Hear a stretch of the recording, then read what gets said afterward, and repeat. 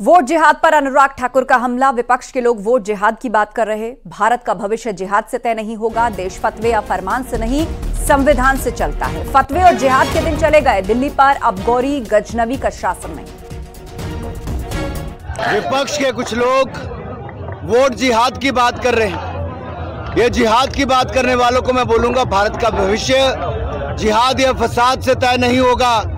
ये देश किसी फतवे या फरमान से नहीं, भारत के संविधान, बाबा साहब अंबेडकर के दिए संविधान से चलता है। नरेंद्र मोदी जी की सरकार सबका साथ सबका विकास इसी मूल मंत्र के साथ चलती है।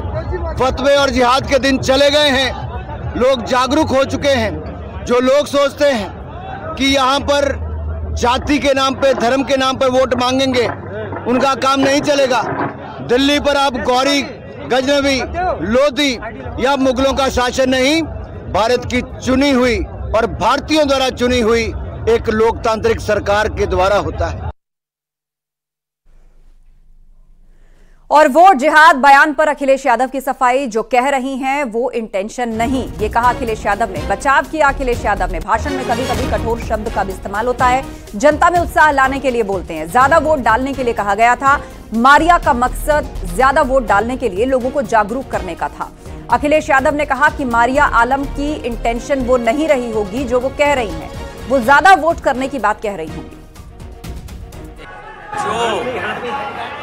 आचार संहिता का पालन नहीं करेगा या आचार संहिता की वजह से कई बार किसी भाव की वजह से, और क्योंकि आप बोल रहे हैं लगातार और बोलते बोलते, क्योंकि आपको जनता में उत्साह पैदा करना है वोट डालने के लिए, तो कई बार वो हार्ड शब्द इस्तेमाल हो जाते हैं, जो स्ट्रॉन्ग वर्ड्स हैं, जिनका भाव वो नहीं है जिसकी वजह से कार्रवाई हो रही है।